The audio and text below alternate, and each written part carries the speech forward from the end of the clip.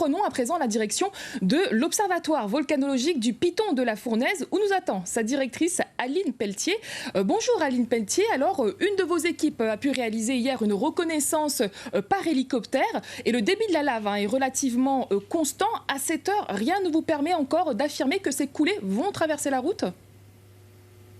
Bonjour.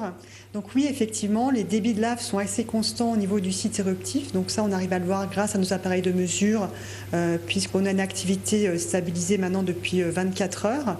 Et les survols réalisés hier donc, par deux équipes de l'Observatoire, l'une vers 9h30 du matin et l'une vers 11h du matin, montrent que le front de coulée ne progresse que très doucement, puisque ce front de coulée a atteint donc une zone de replat à peu près vers 600-650 mètres d'altitude, une zone de replat qui est très végétalisée et qui ralentit donc la coulée de lave.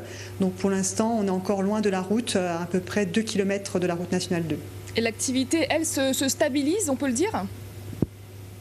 Oui, pour l'instant, on n'a pas d'évidence d'augmentation, de diminution de l'activité, mais un débit relativement constant, qui est relativement faible, compris entre 4 et 9 mètres cubes par seconde, qui est plutôt la bordure basse d'une éruption au Piton de la Fournaise.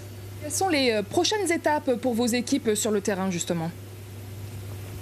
Alors on va tenter demain donc une mission sur le terrain, au plus près donc de la bouche éruptive, mais cela bien sûr sera dépendant des conditions météorologiques, puisqu'on a besoin donc de 2 heures de fenêtre de beau temps de continu, donc pour faire des prélèvements de lave au niveau donc du site éruptif à 1500 mètres d'altitude, des mesures de gaz, des mesures de température et bien sûr des observations afin donc de suivre le phénomène. Merci Aline Pelletier pour ces dernières précisions. Vous étiez en direct de l'Observatoire volcanologique du Piton de la Fournaise devant la caméra de Laurent Figon.